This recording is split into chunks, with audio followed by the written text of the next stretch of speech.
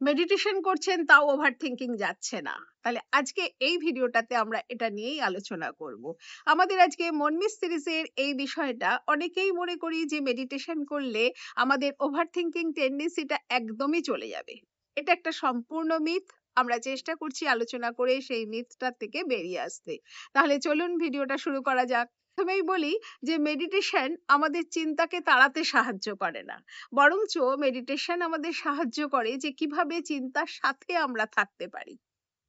এটা হচ্ছে ১ নম্বর পয়েন্ট। হ্যাঁ, মনে রাখতে হবে আমাদের। তাহলে ২ নম্বর পয়েন্টে কি হবে, যে আমরা চিন্তাগুলোকে জানতে শিখতে হবে। আমাদের থট প্যাটার্ন গুলোকে যদি আমরা না চিনতে পারি, বা আমাদের ট্রিগারিং পয়েন্ট, যে কোনো কিছু দেখলে আমার হয়তো ট্রিগার করে গেল, সেই ট্রিগারিং পয়েন্টকে যদি আমরা জানতে না পারি, বা আমাদের ইমোশনাল প্রসেসিং সেটা যদি ঠিক মতন না হয়, তাহলে কিন্তু আমাদের এই ওভার থিঙ্কিং টেন্ডেন্সিটা আসবেই। তাহলে আমাদের এই জিনিসটা ভালো করে চিনতে চেষ্টা করতে হবে। অনেকেই বলেন যে আমি যখনই মেডিটেশন করতে বসি, অনেক চিন্তা আমার মাথার মধ্যে ভিড় করে দৌড়াতে থাকে, আমার ভীষণ অস্থির লাগে। এটা কিন্তু খুব স্বাভাবিক এবং এটাই হওয়া উচিত। তাহলে আমরা যদি এই জায়গাটা থেকে নিজেদেরকে বের করতে চাই, তাহলে আমরা ৩ টে টিপস বলবো, সেটা ফলো করুন। চেষ্টা করবেন যে আমাদেরকে জানাতে কোথায় কাজ হচ্ছে, কোথায় হচ্ছে না। তাহলে আমরাও এটা নিয়ে ভাববো। তো প্রথম যে টিপসটা বলবো সেটা হচ্ছে অ্যাওয়ারনেস, যে থট অ্যাওয়ারনেস। আমার চিন্তাগুলো সম্পর্কে আমি জানছি, সচেতন হচ্ছি যে আমার মাথায় সত্যি সত্যি কি চিন্তাগুলো আসছে। তাহলে সেই চিন্তাগুলোকে যদি আমরা ধরতে পারি, জানতে পারি, তাহলে তার সাথে যে অ্যাসোসিয়েটেড ফিলিংস গুলো আসবে, সেই ফিলিংস গুলোতে কিন্তু আমরা নাম দিতে পারবো, তাদেরকে একটা লেবেল করতে পারবো। তাহলে প্রথম পয়েন্ট হচ্ছে থট অ্যাওয়ারনেস, সেকেন্ড পয়েন্ট হচ্ছে লেবেলিং, যে আমার ফিয়ার হচ্ছে, আমার ইনসিকিউর ফিল হচ্ছে, আমার টেনশন হচ্ছে, আমার জেলাস হচ্ছে।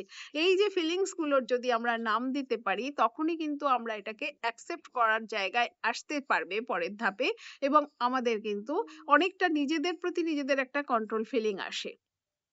এর পরের যে পয়েন্টটা বলবো সেটা হচ্ছে, যখনই আমরা এরকম মেডিটেশন করতে বসি, আমাদের মাথায় যেভাবে থটস গুলো আসতে থাকে, ঠিক যদি দেখেন যে আকাশে যেমন মেঘগুলো ভেসে ভেসে বেড়ায়, এই যে মেঘগুলো ভেসে বেড়াচ্ছে ওর মতন এক জায়গা থেকে আরেক জায়গায় চলে যাচ্ছে, ঠিক আমাদের মাথায় চিন্তাগুলোও কিন্তু তাই।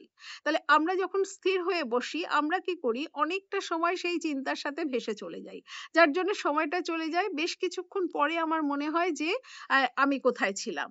আবার এমন হয় যে কোনো একটা চিন্তাতে যেন আমি আটকে রয়েছি, এবং সেই আটকানোতে আমার ভিতরে কিন্তু আরো বেশি অস্থিরতা বাড়ছে। আমরা চেষ্টা করব এই দুটোর কোনোটার মধ্যেই না করতে।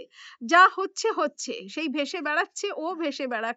আমরা চেষ্টা করব একটু গ্রাউন্ডিং টেকনিক ফলো করতে। গ্রাউন্ডিং টেকনিক কি? কিচ্ছু কঠিন নয়। শুধুমাত্র ফোকাস করি আমার ব্রিদিং এর দিকে।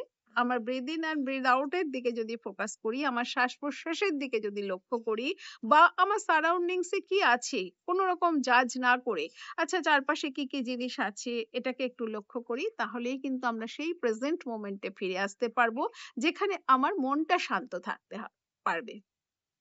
মনে রাখতে হবে যে মেডিটেশন কোনো ম্যাজিক নয়, এটা কিন্তু একটা স্কিল, এবং এটা প্র্যাকটিসের মধ্যে দিয়েই ডেভেলপ করা সম্ভব, আদারওয়াইজ সম্ভব না, কোনোভাবেই আমরা পারবো না।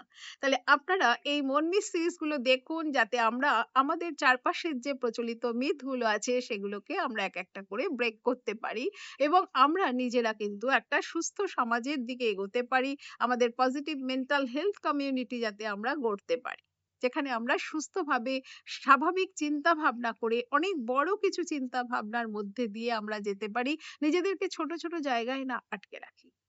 তাহলে ধন্যবাদ সবাইকে।